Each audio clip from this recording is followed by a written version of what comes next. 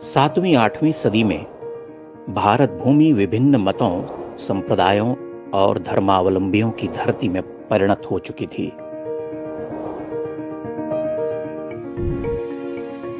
यही काल बौद्ध और जैन धर्म का उत्कर्ष काल भी था। बौद्ध और जैन मत की जड़ें उपनिषद दर्शन में ही मिलती हैं, किंतु बाद में वे वेद विहित चिंतन पद्धति का खंडन करने लगे थे। बौद्धों के साथ साथ जैन मतावलंबियों ने भी इस काल में वैदिक धर्म का खंडन किया। वैदिक धर्मावलंबी पूरी शक्ति से अपने धर्म के पुनरुत्थान में जुटे हुए थे और कई महान दार्शनिकों विद्वानों ने यथाशक्ति उनके मतों का तार्किक खंडन भी किया था। किंतु भारत की इस महान सनातनी परंपरा के पुनर्जीवन के लिए किसी दैवी आत्मा की प्रतीक्षा थी। समस्या केवल इतनी नहीं थी, इस काल में भागवत, कापालिक, लोकायतिक, कार्तिक, ऐश्वर्य, पांचरात्रिक और तांत्रिकों का भी बोलबाला हो चुका था। इसी संघर्ष काल में भारत की धरती पर ईश्वर का अंश लेकर एक चमत्कारिक प्रज्ञा का आविर्भाव हुआ था, जिन्हें हम शंकराचार्य के नाम से जानते हैं। ऐसा माना जाता है कि भूदेवता और देवियों ने भगवान आशुतोष से प्रार्थना की थी। मध्वाचार्य के मतानुसार भगवान शिव ने देवी देवताओं को आश्वस्त किया था कि वे स्वयं मनुज रूप में अवतरित होंगे। शंकर के जन्म काल पर मतभेद है। बहुत सारे विद्वान उन्हें ईसा से 5 शताब्दी पूर्व का मानते हैं, किंतु अधिकांश विद्वानों का मत है कि वे 788 ईस्वी में अवतरित हुए थे। केरल के कालड़ी में उनका जन्म हुआ था। उनके पिता का नाम शिवगुरु था और माता थी विशिष्टा। कथा है कि पुत्र प्राप्ति की कठोर तपस्या में डूबे शिवगुरु से साक्षात शंकर ने पूछा था कि तुम्हें एक सर्वज्ञ किंतु अल्पायु पुत्र की कामना है या ज्ञानी दीर्घायु अनेक पुत्रों की इच्छा रखते हो। शिवगुरु ने स्वप्न में ही कहा कि वह सर्वज्ञ किंतु अल्पायु पुत्र की ही कामना करते हैं। इस तरह से विशिष्टा और शिवगुरु के घर एक परम तेजस्वी बालक का जन्म हुआ। पुनर्वसु नक्षत्र में वैशाख शुक्ल पंचमी के दिन शंकर प्रकट हुए। मान्यता है कि शंकर जन्म के वर्ष भर बाद ही सभी अक्षर चिन्हने लगे थे। दूसरे वर्ष में उन्होंने पढ़ना सीख लिया। तीसरे वर्ष में काव्य और पुराण सुनकर ही समझने लगे। वह बहुत छोटी आयु से ही श्रुतधर थे। एक बार सुनी हुई कथा वह कभी नहीं भूलते। 3 वर्ष की आयु में चूड़ाकरण संस्कार होने के बाद उनका तेज प्रखरतर होता चला गया। बहुत शीघ्रता से वह वेदों का अध्ययन कर गए। 5 वर्ष की आयु में उनका यज्ञोपवीत संस्कार संपन्न हुआ। इसी आयु से वह शास्त्रार्थ में विद्वानों को पराजित करने लगे। दुर्भाग्यवश उनकी इस महान प्रतिभा को देखने के लिए पिता शिवगुरु जीवित न रहे। शंकर जब 3 वर्ष के थे तभी उनका देहांत हो गया। उन्होंने अल्पकाल में ही 4 वेदों और 6 शास्त्रों का अध्ययन कर लिया था। उनकी मेधा और ग्रहण शक्ति देखकर गुरु भी अचंभित होने लगे थे। 7 वर्ष की आयु में ही शंकर वेदादिक समस्त शास्त्रों के महाज्ञाता होकर गुरुकुल से लौट आए। अब उन्हें उस संसार में रमना था जो महायतियों का भाव क्षेत्र कहा जाता है, किंतु शंकर के सामने उनकी वृद्धांबा का प्रेम था। यद्यपि इन्हीं दिनों उनकी माता को ऋषि अगस्त्य ने बताया था कि उनका पुत्र केवल 32 वर्ष ही जीवित रहेगा। यद्यपि वह 16 वर्ष की आयु में ही अपने समस्त कार्य पूर्ण कर लेगा, तथापि इस संसार के लिए उसे 16 वर्ष और रहना होगा। विशिष्टा व्यग्र व्याकुल रहा करती। तभी शंकर ने उनसे संन्यास ग्रहण की इच्छा जताई। माता शोकाकुल होकर रोने लगीं। उन्हें माता का आदेश नहीं मिला। तभी एक घटना हुई। एक दिन वह पूर्णा नदी में स्नान करने गए। जल में उतरते ही एक मगर ने उनके पांव को पकड़ लिया और उन्हें खींचने लगा। वह आर्तनाद कर माता को पुकारने लगे। माता भयाक्रांत होकर अपने पुत्र को बचाने की चेष्टा करने लगी। उन्होंने देखा कि शंकर का शरीर तो जल में डूबा हुआ है, लेकिन चरण कमल ऊपर है। तभी शंकर ने माता से पुनः संन्यास ग्रहण की आज्ञा मांगी। वह कहने लगे कि केवल संन्यास ग्रहण से ही उनकी मुक्ति संभव है। विवश होकर माता ने उन्हें सन्यासी हो जाने की स्वीकृति दे दी। शंकर जल से बाहर आए, मूर्छित माता को उठाया। वह अब भी अपने पुत्र के वियोग की कल्पना से कांप उठती थीं। वह उन्हें मनाने के लिए भावनात्मक बातें कहती। अंततः शंकर से उन्होंने एक वचन लिया कि भले ही वह सन्यासी हो जाए, परंतु उनकी मृत्यु के पश्चात दाह संस्कार वही करे। शंकर ने स्वीकृति दी। माता का आशीष पाकर वह गृह त्यागी हुए। उन्होंने केरल से मध्य भारत की ओर बढ़ना प्रारंभ किया। यह शंकर के जीवन का नया पर्व था, एक नया प्रस्थान। वह काषाय वस्त्र धारण कर हाथ में दंड लिए गुरु गोविंद पाद के आश्रम में प्रविष्ट हुए। 8 वर्षीय शंकर का अद्भुत तेज देखकर गोविंद पाद अभिभूत हुए। उन्होंने पूछा कि तुम कौन हो? शंकर ने उत्तर दिया, हे प्रभु, मैं पृथ्वी नहीं, न जल हूं, न तेज हूं, न वायु, न आकाश, न उनके गुण हूं, न इंद्रियां, इन सब से परे जो केवल परम तत्व शिव है, वही मैं हूं। गोविंद पाद विस्मित रह गए। उन्होंने अपनी योग दृष्टि से जान लिया कि साक्षात शंकर सामने खड़े हैं। शंकर ने दंडवत होकर उनका शिष्यत्व ग्रहण किया। गोविंद पाद गौड़पाद के शिष्य थे और आदिशेष के अवतार माने जाते थे। शंकर ने उनसे समस्त विद्याओं का ज्ञान लिया। सभी विद्याओं में पारंगत होने के पश्चात एक दिन गोविंद पाद ने उनसे कहा तो वह शिवपुरी यानी वाराणसी जाकर वेदांत मत का प्रचार करें।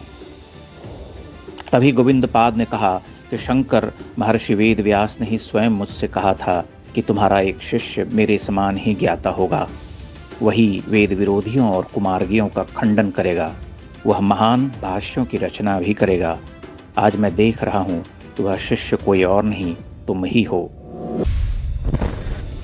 शंकर गुरु का गृह त्यागते हुए विह्वल हो उठे।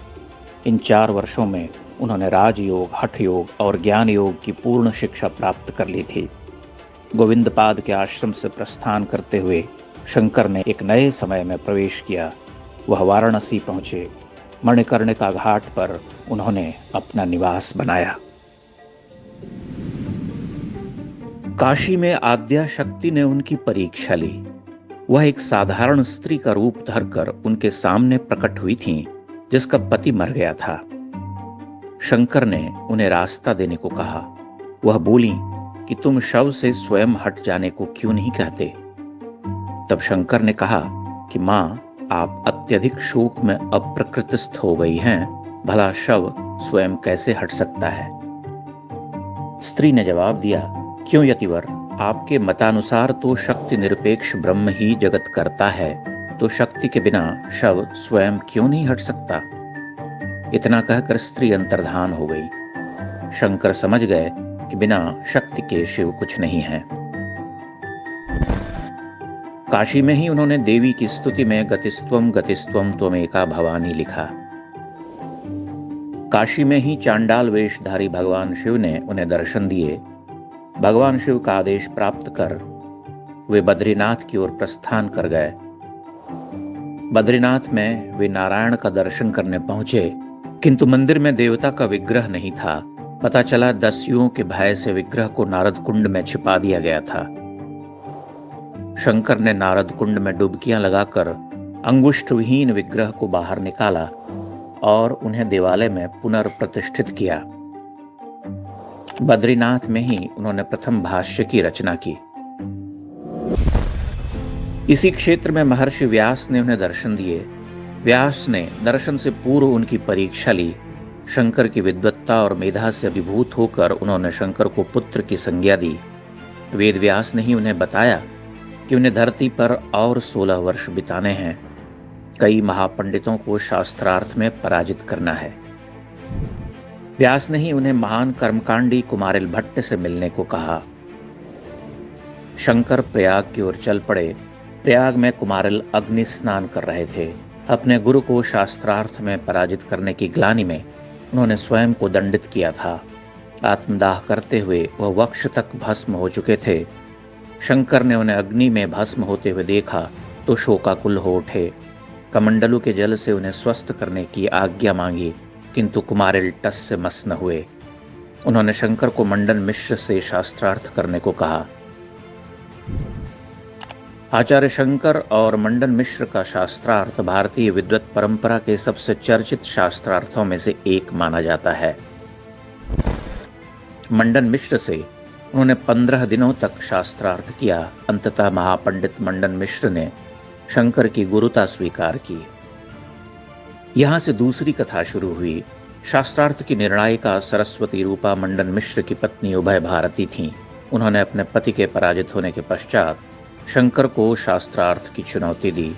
शंकर तैयार हुए, किंतु भारती ने काम शास्त्र के जटिल प्रश्नों को उनके समक्ष रखकर उन्हें निर्वाक कर दिया। शंकर ने उनसे कुछ समय मांगा। वह परकाया प्रवेश कर माह भर बाद लौटे। उभय भारती के सभी प्रश्नों के उत्तर देकर अपनी गुरुता सिद्ध की। शंकर ने सनातन धारा में कर्मकांडी, पाशुपत, कापालिक, उग्र भैरव, नैयायिक, मीमांसक समेत सभी मतावलंबियों को परास्त किया। बौद्ध और जैन आचार्यों को नत किया। वे उत्तर से दक्षिण और पूर्व से पश्चिम तक भिन्न भिन्न नगरों में घूमते रहे।